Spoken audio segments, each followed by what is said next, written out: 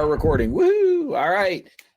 We're almost done with season 14 of Mention and Dispatches. We've made it to 14 seasons, which is a little nutty. And here we are on episode 10. We've brought back some of the usual voices with BB Mike. Mike, welcome back. Yay, great to be back. And how's the construction zone? It's there's light at the end of the tunnel, so hopefully the studio will be back together.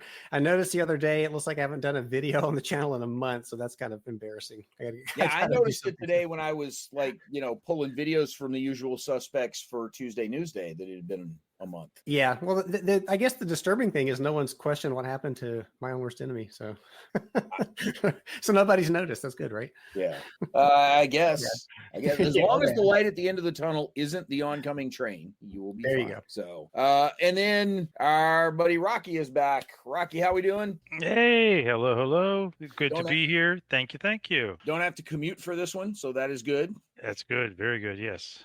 Yeah. All right. And tonight, so we've done a couple of fairly serious topics for the last couple of weeks where we had the non-war games, and then we had the non-war serious games, and then we had the Command General Staff College students. We've done a couple of other more serious topics over the course of this season. Tonight, we're just going to have a little bit of fun, and it's going to be a little bit of shooting fish in the barrel because it's a topic everybody loves to opine on and complain about and gripe and fuss and pitch fits and, throw digital pixel metaphors around at each other. Anyhow, we're going to be talking about Wargame awards tonight, and not necessarily like the specific award winners from a specific award from a specific year, but sort of what are Wargame awards doing? What are they recognizing? What are some of the different awards out there? Because there's probably a few people don't even realize are out there, and some of the different things that can and should be recognized, how we maybe could do some of these things. I will tell you now that despite anything Mike says tonight, we are not launching our own awards tonight,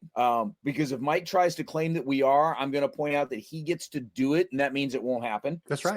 So that will help rein in some of that enthusiasm a little bit. This is not like Quad Fest, right, where we announced it on the podcast and it is actually happening. That's not going to happen tonight. I say tonight, like whenever you guys are listening to it. So with a lead in like that, Rocky, what is your just general take, first impression, opinion when somebody starts talking about Wargame awards, besides the knee-jerk reaction of, man, those fuckers never get it right? What is your sort of one over the world opinion on Wargame awards as a whole? Well, first of all, I'd like to thank the Academy for nominating me. He means Starfleet Academy. Whoever, well, that's a good point. I mean, who's nominating? I mean, and that's really, I'm going to be your naysayer tonight. And I'm going to take the position of who cares these days, and I don't mean that in a really bad sarcastic way, but it's hard to with the way that social media and the way the hobby has grown out in so many diverse areas. It's hard to see what is a Wargame award, who are we awarding, what are we awarding, what's the reward out of it. I almost feel like it's an anachronism from an older age. I'm not sure it really fits in today's gaming world. And so I'm curious to hear your opinions about it too, because in some ways I'm sort of over the whole Wargame awards pieces, because I just don't see, it's just hard to find the value in it. What's the value proposition?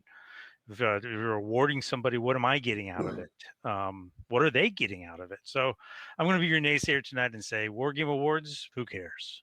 There is certainly a non-trivial population that does not care. And okay, fine. I don't necessarily see a reason why people have to care. So that's no big deal with that. I am going to circle back around to a couple of your thoughts there here in just a second, but I want to let Mike chime in also with sort of, Mike, what is your kind of one over the world view here of Wargame awards? And, again, besides the whole reflexive, fuck those guys. Like, what do you think? Well, I'm going to let Ian stay on the far naysayer end of the spectrum. I'm almost there with him though, so he's going to almost have some company.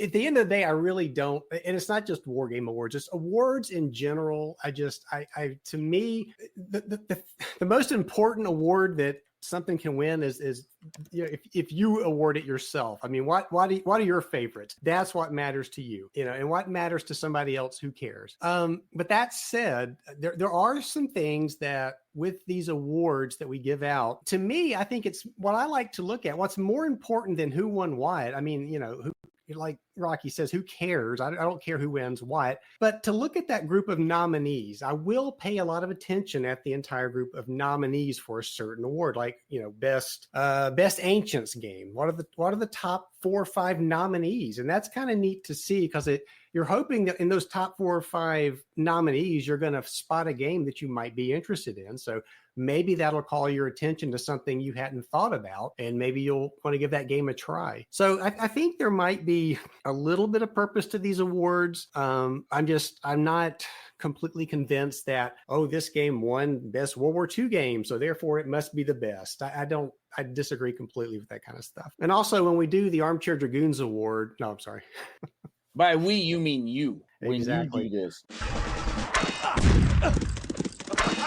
So we've been joking about this. There was actually a plan at one point to sort of put together our own awards, and we'll talk a little bit about what happened with that toward the end of this podcast, if we don't run out of time with all the other fetching and complaining that we'll end up doing here. Mike, you make an interesting point in terms of who the nominees are and who gets picked and how they get picked and sort of what gets weeded out as you go through that process. I will say that I am a part of the current, so 2025 as we are recording this, the Charles S. Roberts nominating committee. I am a member of that committee, have been this will be my 3rd year on the committee. I probably got maybe one more year in me before I tag out and let somebody else tag in. So I'm nominating one of the 2 of y'all for sure. Like, one of y'all can take my seat. But I'm not going to talk specifically about any of the deliberations that we've had in the committee meetings. I know a couple of other committee members have, and I'm not a big fan of that, because I think what happens in those deliberations should stay there. It should be we should be free to speak our mind in those conversations without fear of too much blowback or anything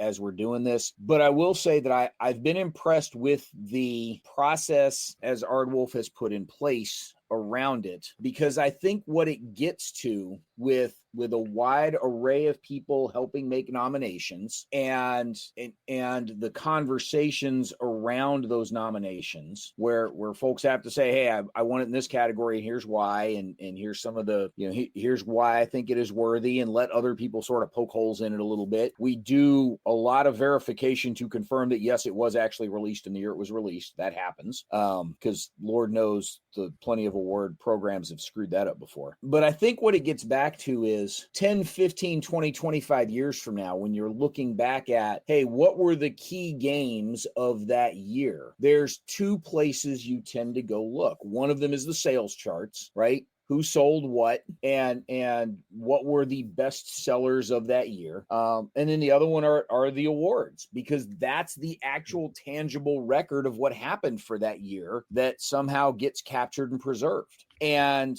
so if you want to know what the key war games were from 1978, right? Where do you go to find out? You can look up the 1978 sales charts as best you can from the Avalon Hills and SPIs, and GDW, I think, was still published, but had just started publishing some stuff then, or maybe not quite yet. You can go look at those sales charts, or you can go look at who the awards were that year, whether it's the Charlies or the Origins Awards actually cared about wargaming back then. Whatever other awards you want.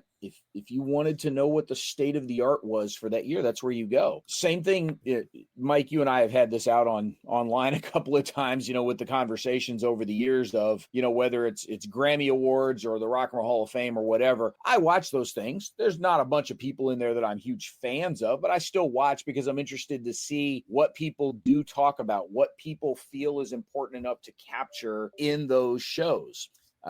It's not always great stuff. Sometimes I sort of shake my head and go, what the hell's wrong with these people? But I still want to see what it is that we're trying to preserve for 15, 20, 30, 40 years from now. Look, guys, we're to the point now where we remember 40 years ago, and holy crap, that was a while back. And what were the best-selling games of the year? What were the best-selling records of the year? Now, the best-selling records ain't necessarily the best records. You go to the awards to see what people thought were the best records at the time. And maybe we look back at that and go, man, what were we smoking? What should have been the record of the year or the game of the year that year? But I think as a way of capturing what people in that day, in that moment, thought was the state of the art, that it's worth taking a little bit of time and effort to preserve that for anybody that wants to look back over time and go, oh, that was a big deal back then. So that's my gut reaction as to why these things can matter.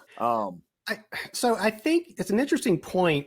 But I think when you're talking music and movies and books, they're so big, they've been around so long, and I just feel like that those award shows are almost cliquish, and certain categories, like back the Oscars. Let's take the Oscars for example. For some reason, they tend to snub fantasy movies, science fiction movies, because they're kind of looked down on.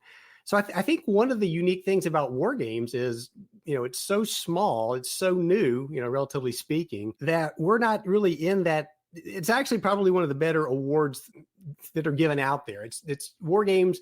We're still small, and the awards that we give out, I think a lot of thought does go into them. And I don't think we've reached the point where we're cliquish, where we say, Herman Luttman's released his 254th game, so therefore we have to give him an award. Or he's been around so long, we just have to give him an award. I think war game awards are given out as, movies and books used to be, where people that really deserved them got them. And I think that's one of the positive things about where we are with War Game Awards. And I think we really War Game Awards, I think it's important for the designers to get that recognition, right? Because it shows that a majority of the people really like their work and they enjoy it. And I think, again, War Games, I think the War Game Awards, we're in that infancy of, and we'll probably stay that way. That'd be great from the awards perspective. So small that I think these awards have more meaning, but that's just my take. Let's go. Rocky, what do you think? I think I got to disagree. Okay. I mean, 30 years ago, you're talking about the Origins Awards and stuff.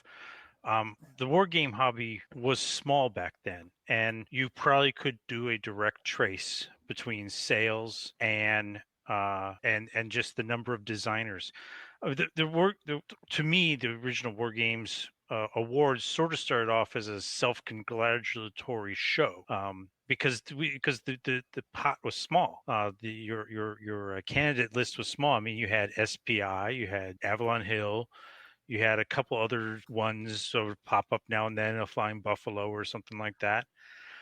But the group, the source of all your games was actually rather small and in many ways not very diverse. Nowadays, if you were to trace sales, I think you find the powerhouses out there. But is your award just simply a popularity contest? If it is, then just take the sales list and say, here's the winners of the year. So what are you trying to reward? You're trying to reward innovation, trying to reward creativity. What are you trying to award? And so finding what the majority of the people think is the best in those categories, the categories themselves, the candidate list has become so large. I don't think it can be done anymore. I think the U.S. We've been pretty horrible about bringing foreign game companies into our pieces. They show up now and then, but I think they get slighted, they get snubbed in many cases. And it's just, I just can't see. I don't know how to square the circle in all this, because it's so diverse and so many different choices out there.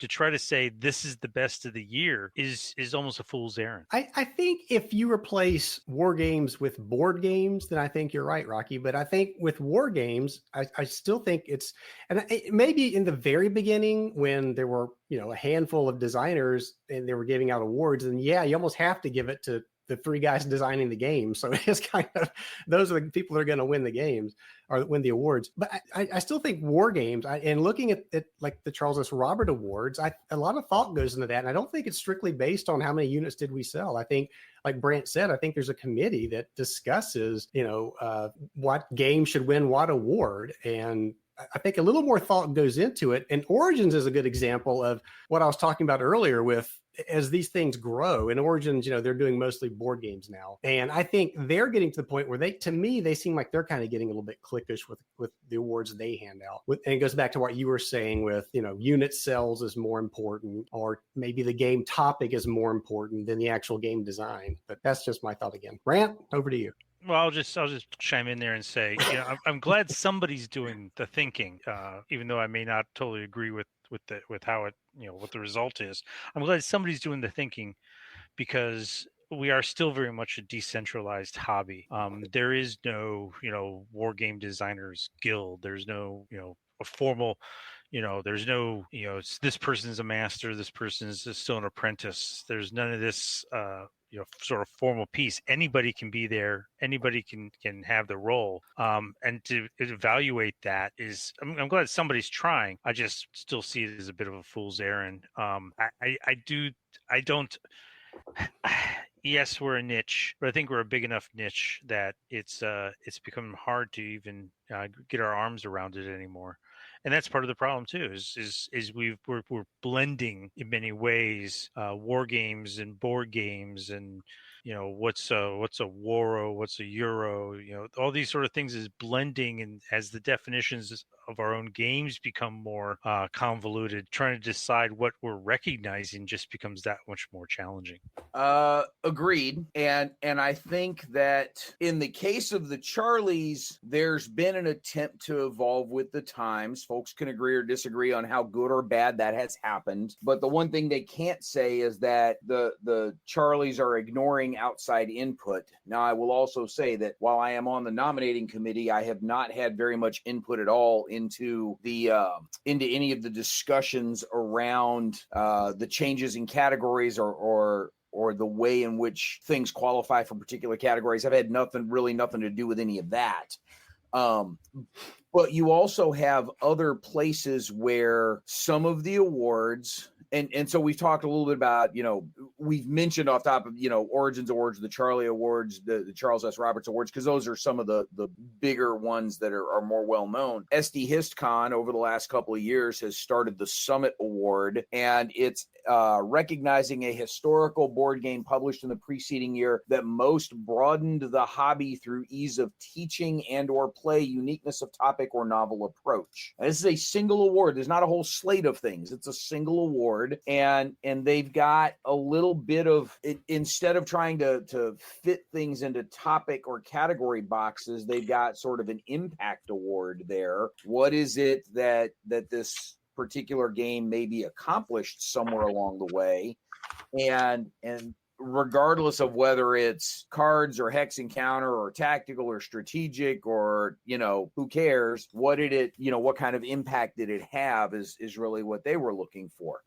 You can quibble with whether or not the awards happen to meet that or not. Wargames Illustrated has, they're very heavily minis focused. They're looking at game rules, but also miniatures manufacturers, terrain and access. So, there's a lot of physical things that they are after that they're trying to assess and describe and kind of where those categories go. The Golden Geek Awards, in large part, their delineations between sort of light and medium and heavyweight games and whether or not it's a war game, their delineations are primarily based on where the games are categorized in their database. And that's sort of, we can make all kinds of jokes we want about the wisdom of the crowd, but that's what they're relying on to inform what categories those things should belong in. So there's all kinds of categories, all kinds of different ways you can draw those lines. Ultimately, I think it's sort of, up to the awarding body to figure out how to draw that line and how do they want to do it, and how well or how poorly they define those lines, I think ends up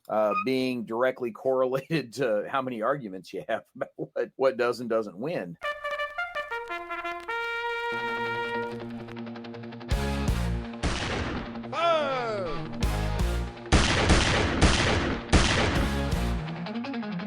I do know back at our previous home when Mike and I were hanging out with grogheads at our previous home, I ran the Reader's Choice Awards back there, and we were nakedly transparent about what we were doing. It was 100% a Reader's Choice Award. If you nominated it, it went on the ballot somewhere. And we would redraw the categories a little bit from year to year, because some years we had a whole bunch of computer games nominated that were not war games, right? Like the European trucking simulator kind of stuff. We'd get a bunch of those. So we kind of group them together into a category for non-war games, if you will. Other times we didn't have enough 4X games, so the 4X games got lumped in with the non-war games, so we don't get one of them nominated, whatever. But the rule that we had there was, if a reader nominated it and it was legitimately released that year, like we would rule things out if they were not in fact released in the previous year. If somebody put something on it that was actually released 2 years earlier or whatever, we would screen those out. Otherwise, if you nominated it, went on the ballot somewhere. And at the end, we would do this for both tabletop and digital. We had a game of the year, and it didn't matter what category it was in, everything went into game of the year. Now, if it was an expansion or a DLC, it didn't go into game of the year, but everything else did. And so you had the European trucking simulator right up there against one of the Gary Grigsby games in the digital categories, for instance. It was straight up popularity contest. It absolutely was. No sugarcoating it at all. And every year we'd put the word out, hey, we got the voting going on, and somebody would complain, how come this game didn't get, nobody nominated it? Dude, here is the forum thread where we took nominations. You show me where somebody nominated that game. Nobody nominated it. If they don't nominate it, I don't put it on the list. So I think being very clear up front about what it is you're trying to recognize and how the process by which you're doing it, I think if you're pretty clear about what that is up front, that might help stave off some of those arguments. Mike, what do you think? Yay, nay? Maybe. I think people are going to complain no matter what you do. Oh, yeah. So, I mean, even I complained about the Charles S. Roberts Awards, about the best solitaire or cooperative game category. And it's like, come on, that's two separate categories. Why are you cramming it all into one? So people are going to find a reason to complain about something no matter what it is.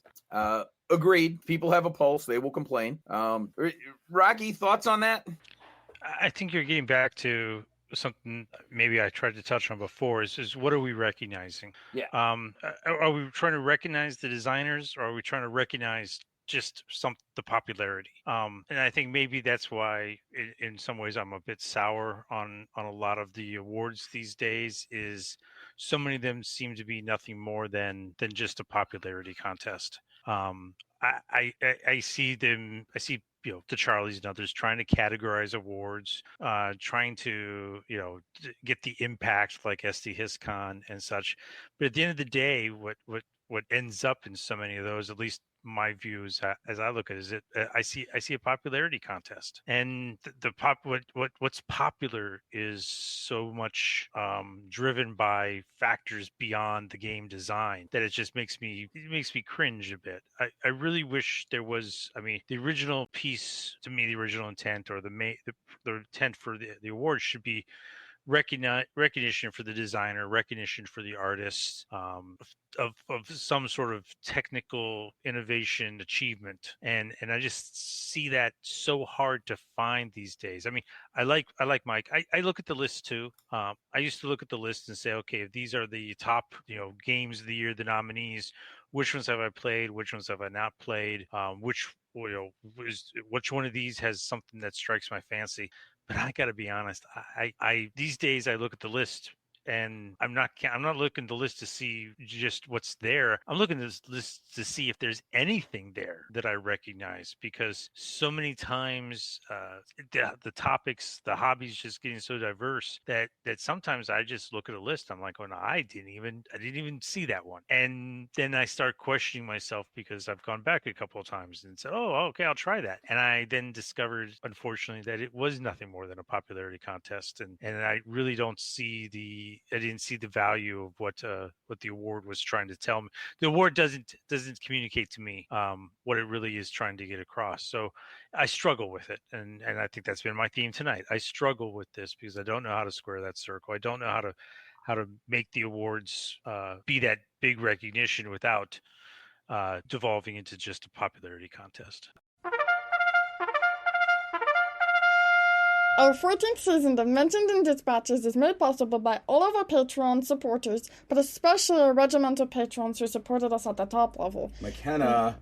What? Let's just do it normal, please. There's no fun in that. Our 14th season of Mentioned in Dispatches is made possible by all of our Patreon supporters, but especially our regimental patrons who supported us at the top level. Regiment of Strategy Gaming would like to thank Stagger Wing, Paul LaFontaine, Matthew Rowe, Joseph Knoll, Fred and our favourite podcast dog, Kevin Bertram, Catastrophe Games, Patrick Garrity, Michael Sunborg, Chet Bell and Andy J. Wargaming is our jam, and they help us spread it. You too can join the Armchair Dragoons as a Patreon supporter at patreon.com/armchairdragoons.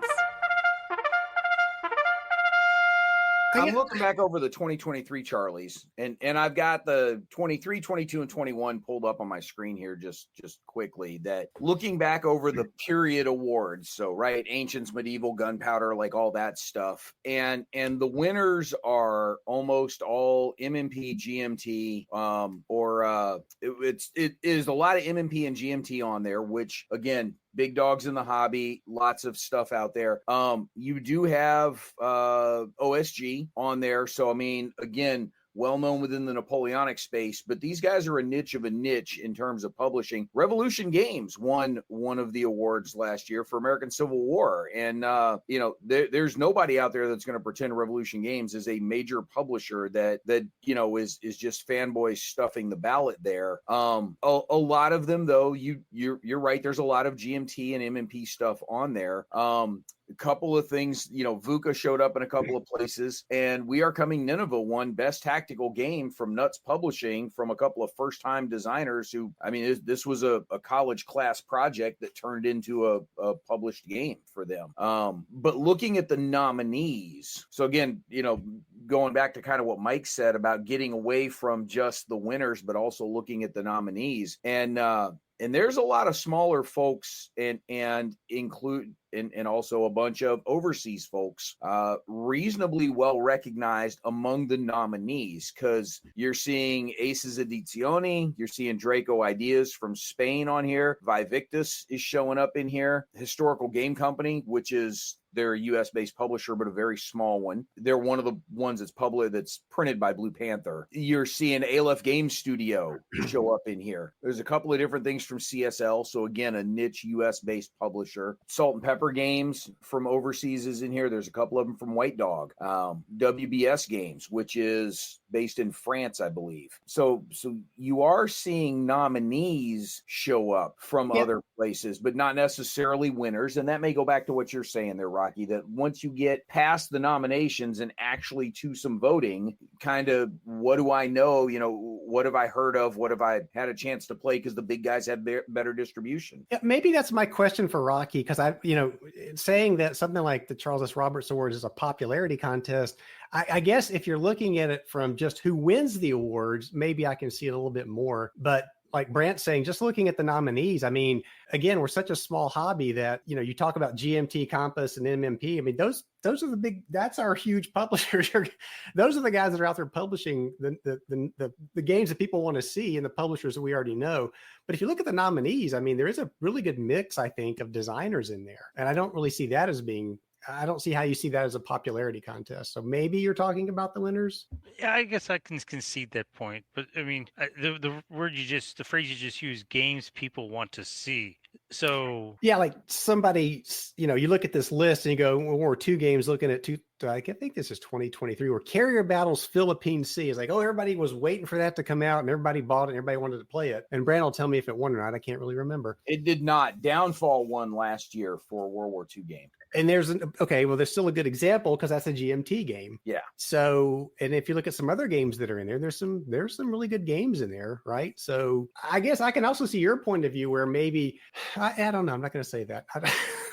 Well, so backing up an additional year, going back to 2022, the best medieval nominees, you had Almoravid from GMT, which was one of the Levy and Campaign series, but you have a game from Draco, you have a self-published one from Mike Lambo that was his self-published books through Amazon. You've got one from Shakos, and then you've got a joint one from Draco and Shakos. together. So the GMT game won because, let's face it, like the majority of the people voting in the Charles S. Roberts Awards are probably English speaking Americans, and the next biggest population are probably the English speaking Canadians and Brits, and you're probably not getting a lot of traction in non-English speaking places. Yeah. Which does bring up one of those potential blind spots of like, I have no idea what, if any, kind of Wargame Awards are given out in Japan or China or France or Germany. Yeah. But just looking at what's on here, I think the point at which you go to a public vote, it almost becomes like, the water and soil conservation vote in your local county, right? What's the name I've heard of is sort of what you're down to, unless it happens to be a category you really know a lot about or happen to care about. And that's, that may be sort of an inherently limiting factor of a popular vote. Which brings us around to, should these be popular votes? So that's a good point, Brant. And it kind of, I can make Rocky's argument a little bit, because in looking at this list of nominees, the question now that I have is, what's not on here? What Japanese game that was, a really good game came out in Japan we never saw is not on here because of what you just said, is we didn't know it even existed.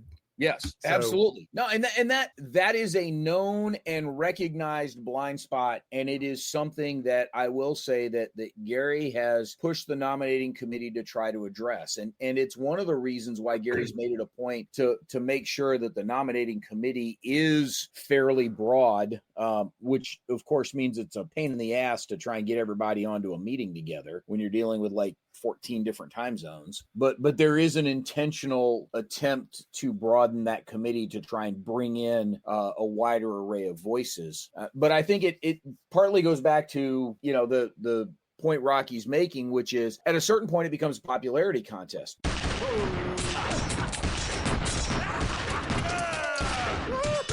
How do we get it to not be a popularity contest? Like the Grammys, the Oscars, the Tonys, the Emmys, those have very particular people within an academy determining both the nominees and the actual winners. It's not like the Grammys or the Oscars put out, here are the nominees as chosen by the Oscars committees, and okay, public, go vote. Like that doesn't happen. So are we, given this some sort of closed door, smoke-filled room, Star Chamber Inquisition, seal of approval to try and get the appropriate votes on these things? There are reasons to go in any of those directions. You can make defensible arguments for just about all of them. I don't know that there's necessarily a right answer, other than make sure you clearly communicate what it is up front, I guess. Rocky, what do you think? Does limiting who gets to vote for them make a difference? Yeah, I think it does, because if and this is part of the problem, is that if you go to a group that is quote unquote professional, that then culls the listed nominees and culls it down to a winner. If you have a well-defined hobby with well-defined standards, or a well-defined industry, the movie industry, the TV industry, not very well defined maybe, but at least you can point to some of the technical awards and say, here's the technical art. We can recognize that. But in wargaming, there is no a professional standard, so to speak, that you can look to. There's no association of war game designers that is ranking and tracking and saying, this person has this achievement and this sort of stuff. So in order to get the people to be interested, you have to turn it eventually at some point into a popularity contest. And I think maybe that's where Mike is giving me some thought, is that, well, both of you, when do you turn it into the popularity contest? At what point do you take, like the Charles S. Roberts has the nominating committees, they turn their list loose out to for public input? When do you turn it to the popular vote? I think in today's world of social media, there's such a push to go to the popular vote earlier, because that's how you get clicks, that's how you get business, that's how you drive attention. But that driving attention doesn't necessarily recognize the professionalism and the achievements. It just becomes a popularity contest, and that, I guess that's where my problem with all this is that it's the world we live in, and maybe I'm just not not adapting. I'm an old dog. It's just the world we're living in. And this social media driven stuff, it's just not my cup of tea. Well, so let me ask a question, because this is something that came up in a discussion some number of years ago, and Mike, you might have even been present when we were having it, because I seem to remember we had this at Origins, although it could have been at BGF and you weren't there. There was a discussion around a table one time about when the popularity contest really sort of became more of a headache than a true measure of what kind of mattered, and that really was the point at which it was push button internet voting versus photocopy a page from a magazine, put your pencil scribbles on it, stick it in an envelope, address it, stamp it, drop it in the mail, somebody hand tallies it at the other end. Like there's a lot more friction in the system that resistance sort of weeds out a lot of the drive-by votes that might not have otherwise taken the time to get engaged, to where you really only have people that actually care about the outcome really getting involved in it. And so does the very low barrier to entry that we've put in place now with online voting skew or damage, or in some way, does that make the public vote problematic? And this probably applies well beyond Wargame awards, but that's the stuff we care about, right? We're the wargaming site here. So what do you think, Rocky? Is that a potential cause of where the concerns come from, or does removing that not really address the underlying concern that you've got? Well, I think it addresses the immediate concern. I agree that the ease of the internet, the ease of the voting, the popularity contest. I know people try to do these things, record your IPs and all that. That's problematic too. To try to make sure that somebody's not stuffing the ballot box, so to speak. But it's still that maybe gets rid of the immediate problem, but the underlying problem still, it comes back to me is who's recognizing, who's really recognizing the awards, and what are we recognizing? I mean, in the early days, because we were such a small group, you had the small, I mean, exactly what some people complain about nowadays. People were complaining about the Charlies a few years ago. You have a certain self-selected, by some people's accusations, elitist group that's culling the list down, and some people just don't like that. But at the same time, maybe you need something like that. I need to see something step forward. So maybe the Charlies, with the nomination process, is the best it's going to get, or as good as it's going to get. But at the same time, I just, if that's the best we're going to get, I'm not sure just why I should keep trying. And that's fair. Years ago, but recent enough that Mike can probably remember a couple of cases, I was a lot more of a hothead about, well, damn it, you should care, and here's why you should care. And I would go really overboard about trying to make the persuasive case about why Rocky is wrong with the stance he has taken, and why these things matter, and this is important, damn it, and you should believe the same way I believe. I've gone so far past that at this point in my life that I'm like, dude, if you don't care, you don't care. Like, there's no way I'm going to make you care. I can lay out my reasons for caring, and if you find some resonance with that, maybe you start to change your position some. But man, if you don't care, okay, fine. Like, I'm willing to shrug and move on with life, and let's go find something we both care about and talk about. And I'm okay with that. But that's again, I have reasons for caring. I do think there are things we can do better. But I'm always curious to hear why you don't, like them. And I think you've articulated those fairly well. So I appreciate you taking the time to do that. Mike, what about you? Popular vote opinion on this, fool's errand, or is there, is that just the best we're going to get? Like, what do you think? I don't see, and that's the thing. There is no perfect way to do this. There's no good way to do it. There's just whatever way we have to do it, whether it's we go through something like these committees that nominate and select, or you have these mob choice, we're all gonna people's choice to vote on this game to be the greatest war game of the year. even that to me is meaningless, because at the end of the day, it's which game do I like? And it's not why, somebody's saying, well, you've got to read Hamlet because it's a very good book. William Shakespeare wrote it and it's the best. It's one of the greatest ever. And I may read it and go, this is garbage.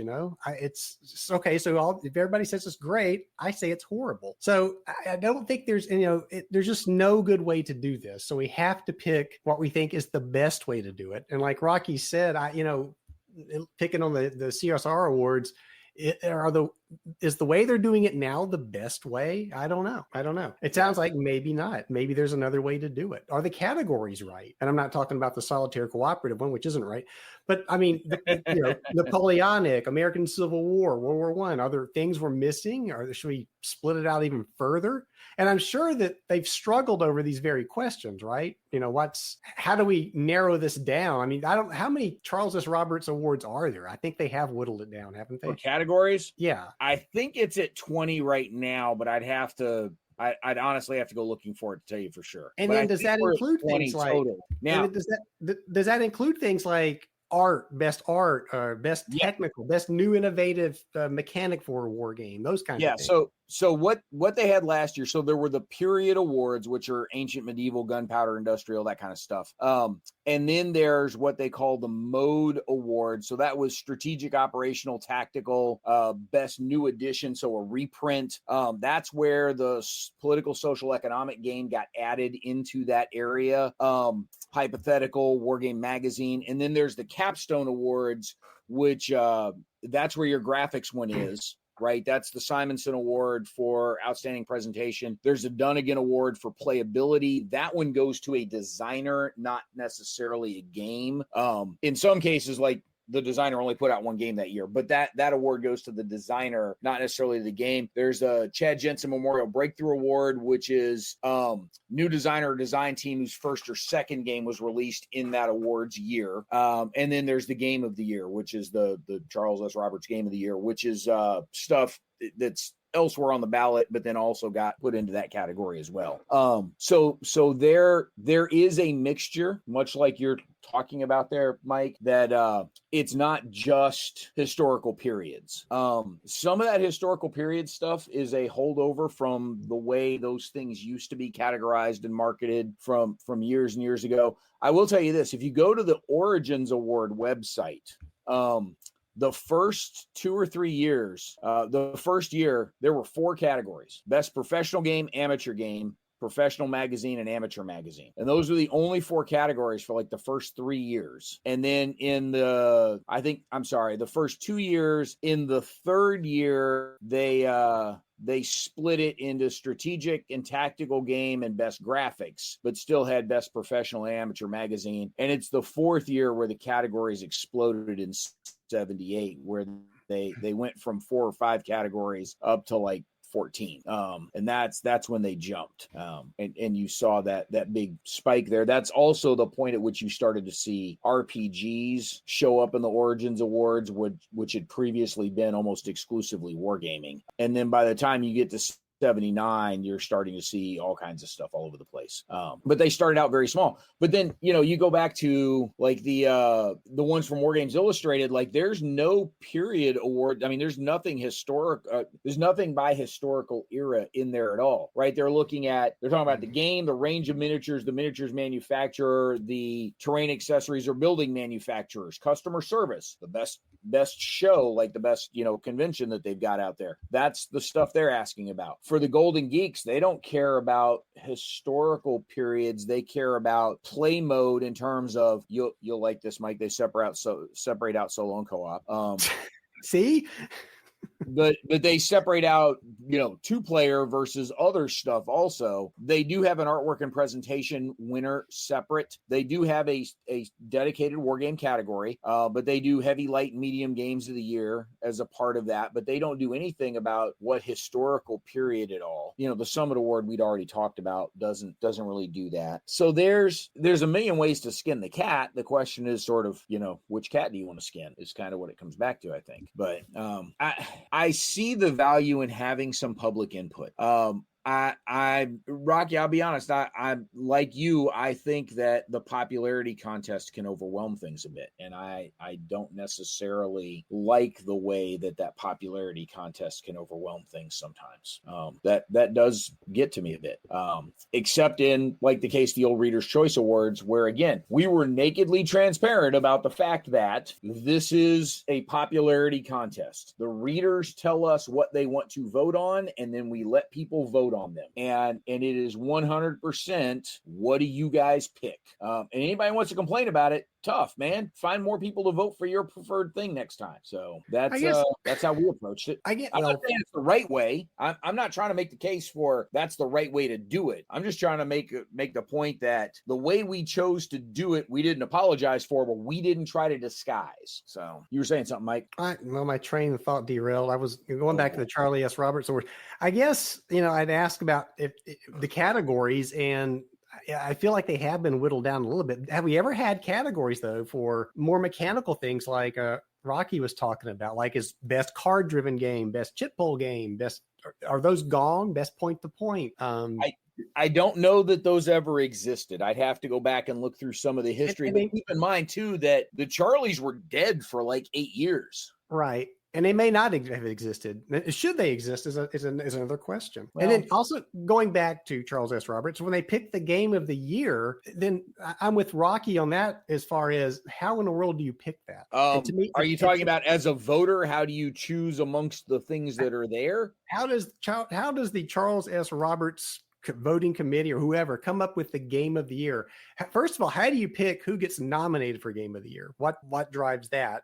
And then who picks it? And to me, that's like this is the big award. Yeah. And to say that there's no popularity contest there, I kind of go, I don't know. No. There still is. That's still a public vote. What it is, so for things that end up on game of the year, they are generally something that's nominated elsewhere for at least one something else. Because how would you be eligible for the game of the year if you weren't also one of the best World War II games of the year, for instance? So the majority of those are something that are nominated elsewhere on the ballot. And, by the way, also nominated here. That's usually a committee member that says, hey, not only should this be here, but it should be here also. And here's why. Here's the case I am making for what it does, why it matters. And other members of the committee get a chance to kind of challenge it and have a discussion and, make your case. But it's not just a straight rubber stamp. I mean, we've had some fairly intense conversations about things. And again, I'm not going to talk about any specific game in there at all, because that's not appropriate for us to be doing outside the committee. But I don't think it's any sort of secret that we have some contentious conversations at times about whether or not something really belongs, not what category it belongs in necessarily, but does it belong on the list and why, and how is it, more or less worthy than something else that maybe we left off? Or did somebody stand up and go, hey, I've also played that one and I had these very serious issues with it, and here were some of the reasons I think it doesn't belong on here. We've had some of those conversations. I'd like to think that the folks involved with the committee are taking it seriously and being pretty conscientious about it. That's what I've seen so far from the inside. That said, again, like any other committee, it's only as good as the people on it. There's always room for improvement. Hell, look, I'm still on it, so there's always room for improvement. But it's, I think Gary has made a legitimate good faith effort to try to address it in the case of the Charlies. In the case of the Summit Award at SD Hist, there is the group that puts on SD Hist pulls together a committee to figure out who's going to win that thing.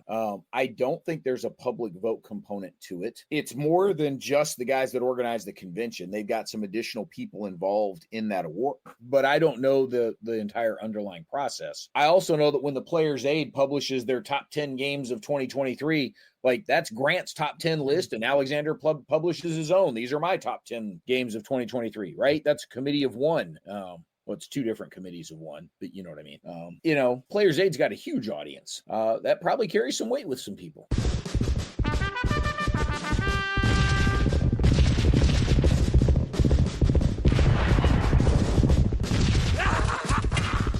Yeah, there's a lot of channels that do their own end of the year, like best of type things. I've never done it. I've actually been asked why I don't do it. And it's kind of like we said early on, I don't do it because what does somebody care what I think is the best 3 games I played over the year?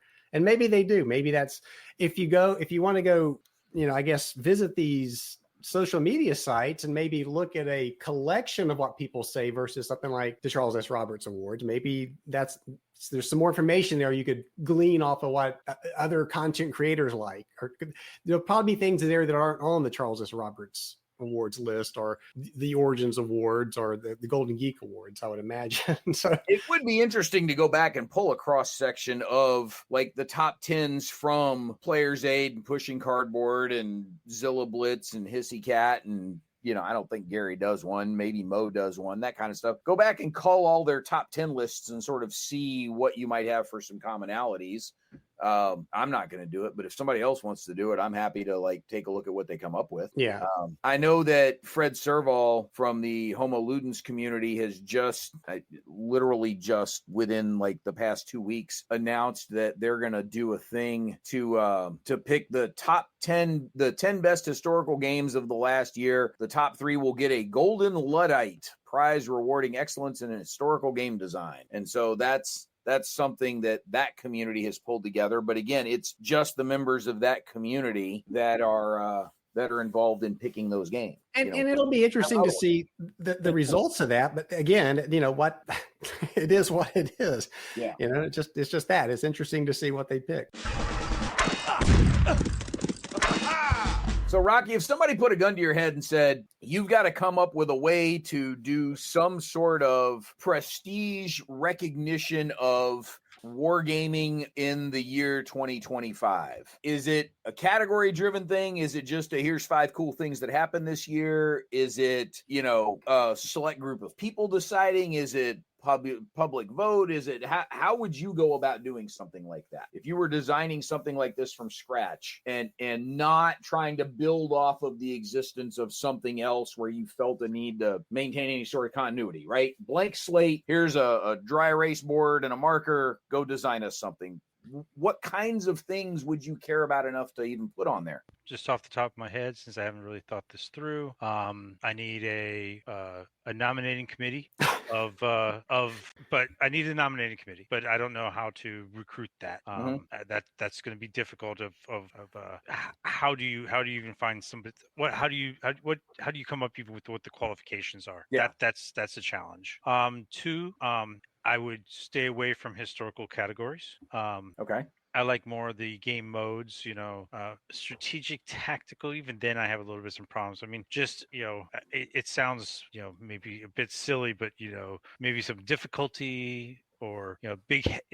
It's imperfect, but the whole light, medium, heavy game sort of approach seems to me at least something I can sort of grasp onto a little bit more. Okay. And then try to go as late in the process as possible to the public vote, or better yet, maybe come up with some sort of an algorithm of selection where the public gets a vote, but it's not the final vote. They get input. You're not going to be popular in any way unless you allow the public some degree of participation. But you also got to find a way to hey, yeah, I recognize that's super popular because it came from publisher X, who's the biggest one in the world, and of course everybody's heard about them. But let's not that shouldn't be the driving factor. The driving factor should be the other technical standards that you're trying to recognize. When I say technical standards, it may just be what's the impact, or just how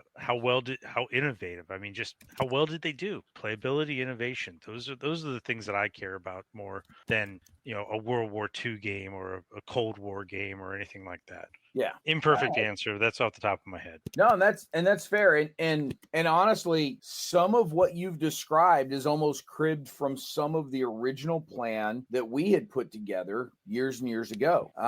When the Charlies had completely fallen off the map, back at GH, we had looked to put together so we had the Reader's Choice Awards, but we were looking to put together something that was a little more of a prestige award, and we hadn't fully fleshed out exactly what we were going to call it or anything like that. But we wanted to get away from just the popularity contest like you're talking about. And not long after we had come up with that idea is when I left to start the Dragoons. And rather than try and do any sort of award anything out of the gate, we wanted to get the community a little more established first before we started trying to do any kind of award stuff.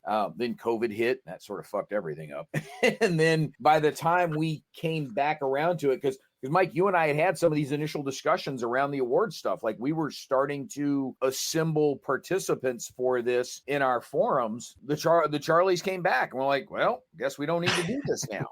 We sat on our hands long enough. The problem kind of solved itself. But Rocky, a couple of the things you talked about were exactly the kinds of things we were looking to do. And the way our process was going to work was we were going to look at, a 5 to 7 person committee. We intentionally went out and were sort of hunting some younger members of the committee. So we reached out to Georgetown to see if there was anybody from Goose that would be interested in being a part of that first committee. We intentionally went out and found some folks that were not in the U.S. to be a part of that committee.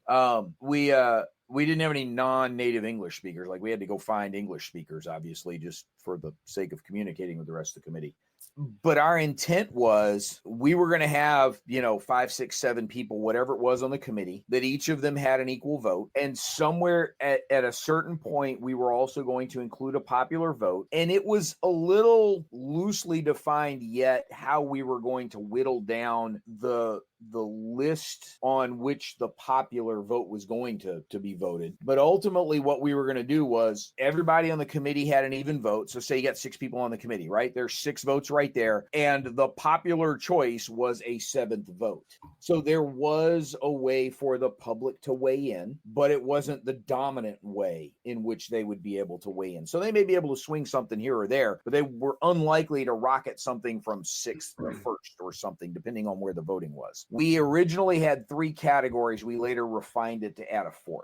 And those 3 categories that we were looking at was Game of the Year, Presentation of the Year, right, for graphic design, basically, for graphics and art, and Rookie of the Year, because we wanted to make it a point to recognize the new voices in the hobby. And that Rookie of the Year was more than just a game designer. It could be a game designer or an artist, or we were even willing to entertain rookies coming into the hobby in the content creation and media space. But just to recognize the new voices coming into the hobby. We later refined it to add a 4th one beyond just Game of the Year. We were going to look at a 2nd game, and that was going to be Best Traditional War Game. And the way we had figured that out, we had figured there were 5 or 6 key indicators that most folks thought of when you thought of a traditional war game, right? Hexes, counters, dice, CRTs, that kind of stuff, right? And not that you had, but if there were 5 criteria, you had to have at least 3 of them present in your game. So if you had,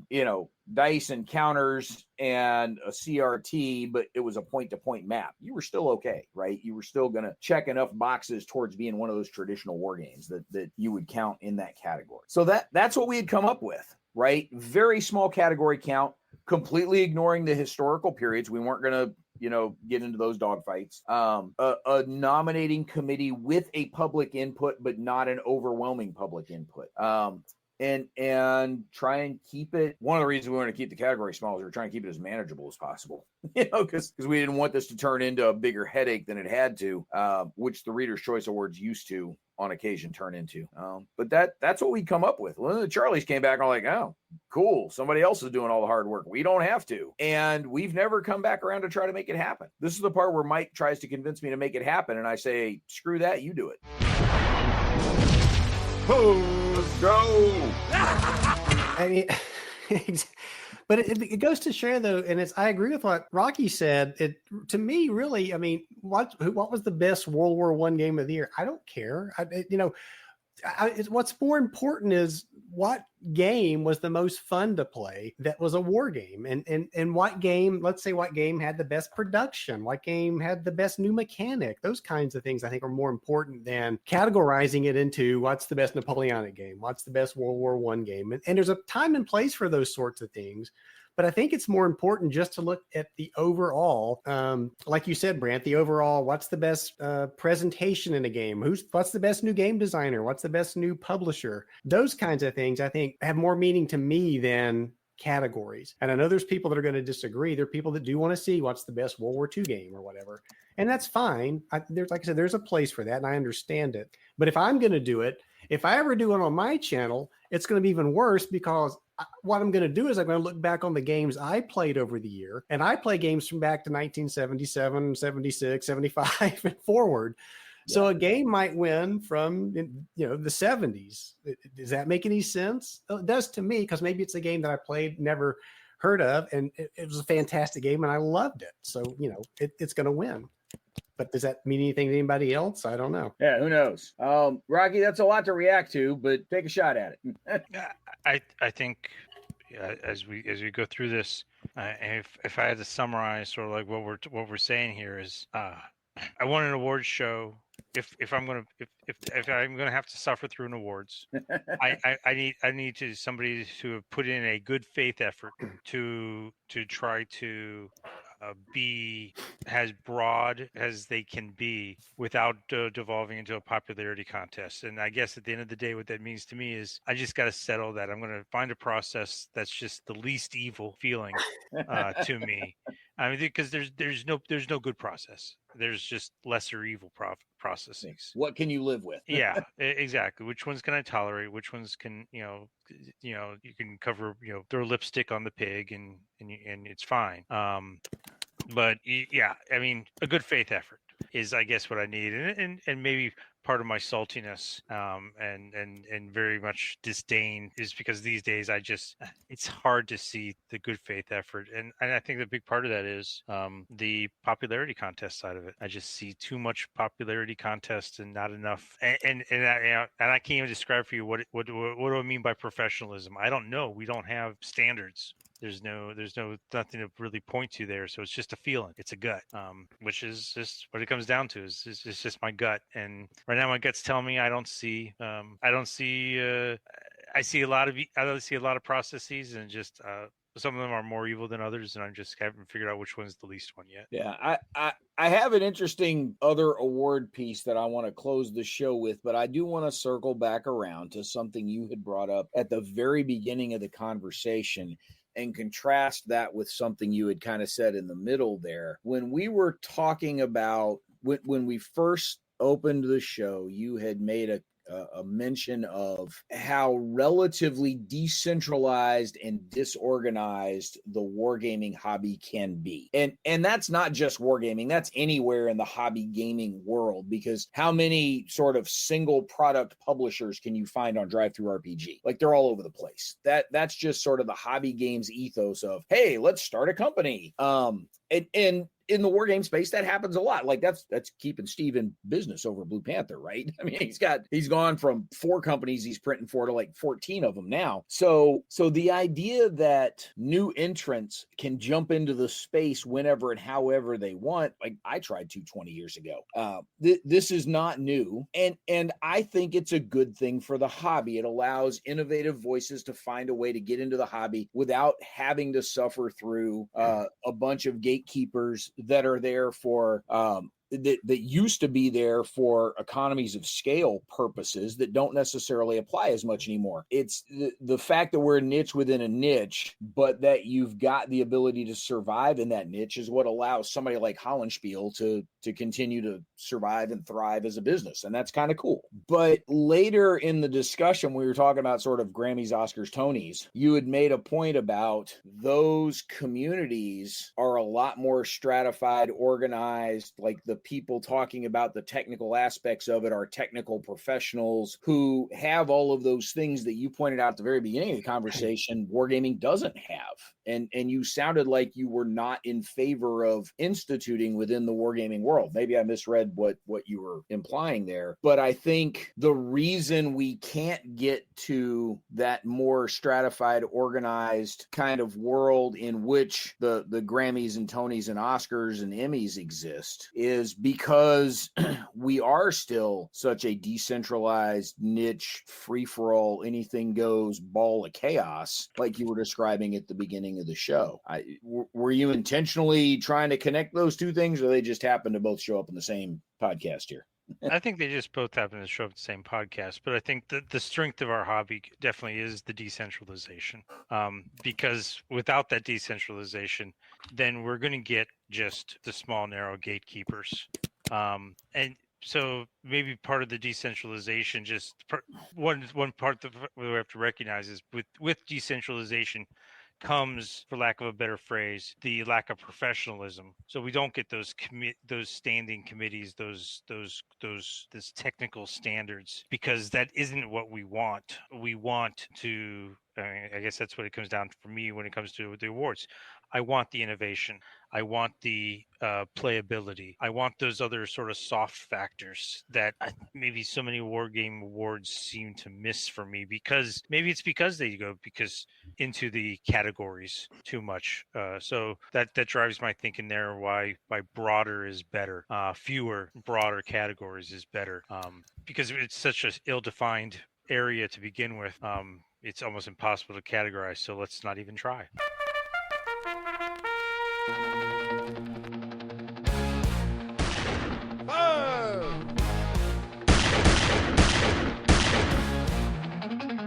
Mike, any thoughts on there?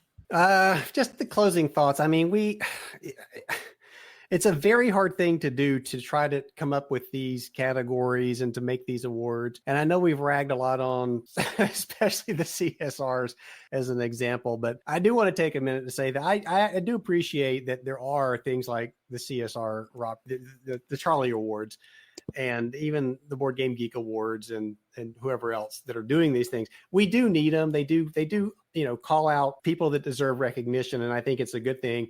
And I do appreciate, Gary and the committees that work on these things. It's hard, and you take a lot of crap for doing it, I know, but I do want to say that I appreciate the work that goes into these. I think it is worthwhile, even though there may be a better way to do it, but that's for another podcast. Yeah. Well, and look, we've been bloviating on this for, well past an hour, and probably still haven't come to anything resembling a conclusion, which is okay. I mean, that's sort of our shtick here. But something I did want to leave everybody with. So there's a guy named Oliver Kenny who is he's not a war game writer, he's a tabletop game writer. He's actually organized a group on LinkedIn for tabletop game reviewers that it seems to be about 14 people, and none of them you've ever heard of, including me.